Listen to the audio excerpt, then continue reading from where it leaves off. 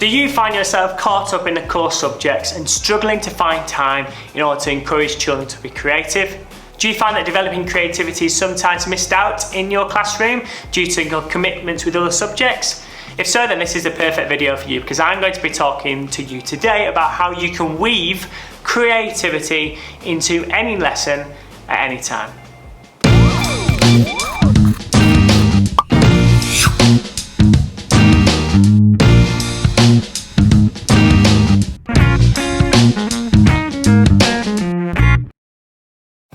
Hello, I'm Ben from Waggle Teaching, and I'm going to talk to you today about how you can weave creativity into your lessons. Creativity is one of those ideas that is very difficult to teach, and the reason why it's difficult to teach is because you can't teach it. However, you can provide opportunities to develop children's creativity during everyday activities. A common misconception is that creativity can only be developed in art, design, technology, and the more practical subjects. However, I'm here today to talk to you about how you can allow creativity to occur in any subject. By breaking down the skills and attributes of what makes somebody more creative, you can focus on those key individual attributes in different lessons to really ensure that overall, over a long period of time, children are starting to think more outside the box and are encouraged to be creative all the time.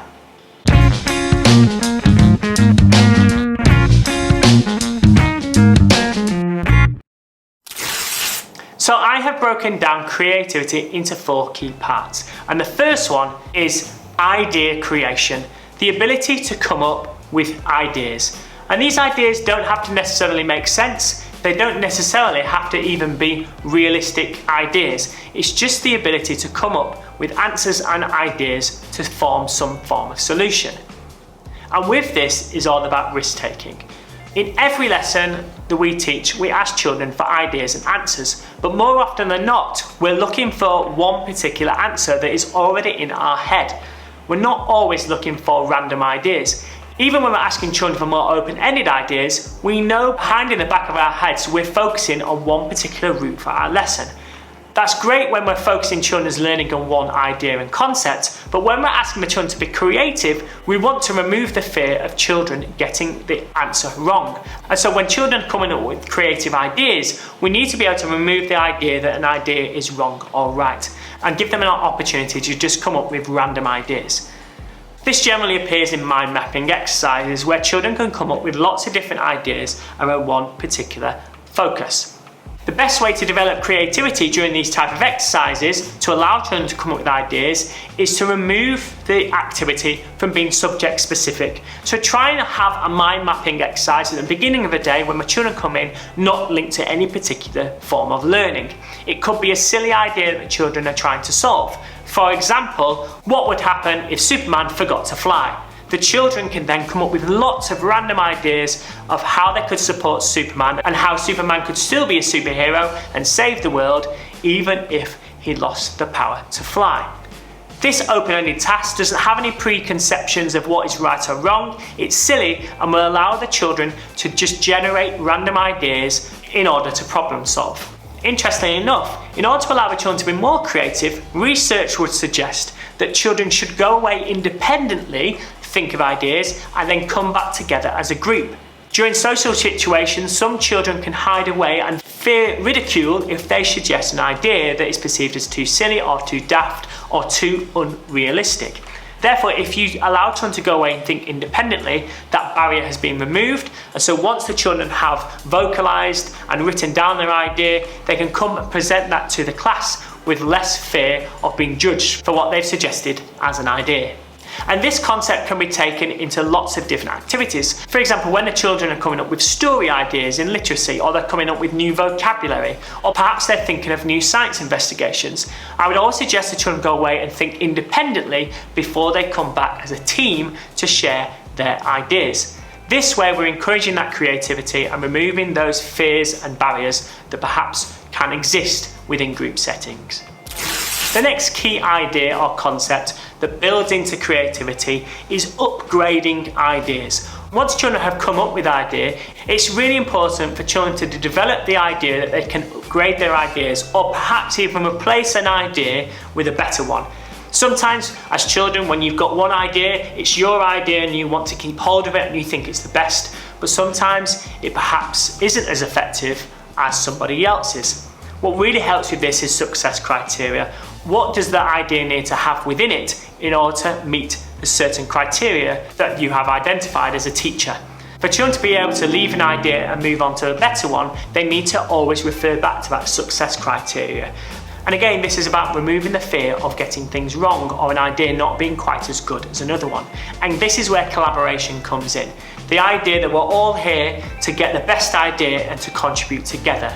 By praising children for using the success criteria and praising children for changing their ideas and adapting it and being flexible, you're giving positive reinforcement for children to be able to be adaptable. By praising children, you're giving positive reinforcement that it's actually okay for your idea not to be the best and for someone else's to be slightly better based upon this success criteria.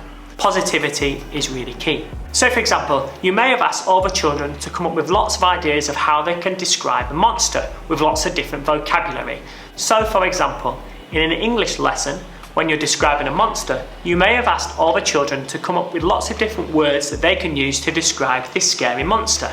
Once you've got all the words up, the children can then discuss, using success criteria, which is the best word and has the best impact on the reader.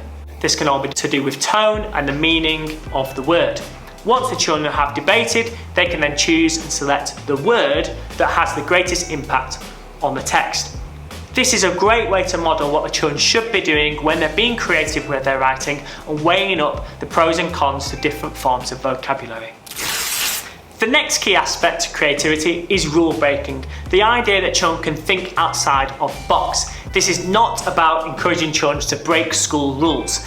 This is all about how children can use stereotypes and things that they always believe to be true and re-look at them. For example, in fairy tales, there is usually the idea that a princess or a female is trapped somewhere and needs saving by a handsome prince. The children can actually be more creative and come up with the idea of breaking down those stereotypes and misconceptions and pull it back together to form a different form of genre. So why is it that the princess has to be trapped? Could it not be that the princess is the hero and perhaps they need to save a dragon? This way the children realise that the rules and stereotypes that exist around certain concepts sometimes can be broken in order for things to be more innovative. By allowing children to understand that rules and stereotypes of certain things can be broken down and put back together to form something new, you're allowing children to think outside the box. And the more you do that and the more you discuss that through questioning, the more you allow children to understand that rule breaking in these situations can actually lead to creativity. The final aspect of creativity I wanted to talk about today is the idea of adapting existing ideas. This is slightly different from children taking their original idea and changing it into something new. This is about taking existing ideas in the world and innovating it and changing it into something new. There's a common saying that no idea is a new idea. It's just an idea that is evolved into something new. For example, the popular taxi company Uber combined a GPS system with a taxi service to allow people to order taxis on their iPhone and to allow taxi drivers to know exactly where they're picking up their guest. That concept of idea evolution can be taken into the classroom, where children look at an idea that already exists and innovate it and change it into something new. If we were to put this into the context of writing, children can take a story that they're very familiar with and change it into something that's slightly different.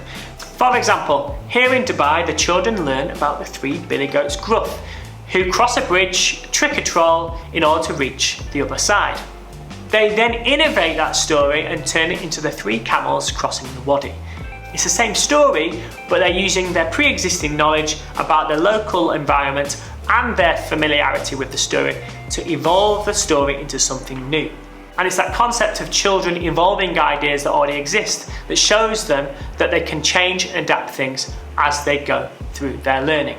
The more opportunities you give the children to understand that they can evolve ideas, the better they will be at it. And of course, you can use questioning to support this as well, such as, is there a different way of doing this? Is there a better way of approaching this method? All these questions allow children to think a little bit beyond what they already know, allows them to think there's always something new that they can develop, and there's always a new idea that they can take away and use in their own learning. I hope this video has been useful. I have talked about some large concepts, but hopefully I've given you an idea of how you can break down the idea of encouraging creativity into more tangible ideas and aspects that all add together in order to encourage children to be creative as a whole. The more you approach learning in this way, and the more you drop in these small activities, ideas and questions into everyday learning, the more creative the children will be as a whole. If you have any other ideas of how you can encourage creativity within your classroom, then please do get in touch.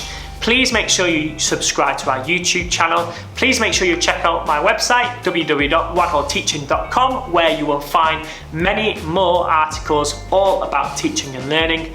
Follow us on social media as well. I'm Ben from Waggle Teaching. Have a really great day.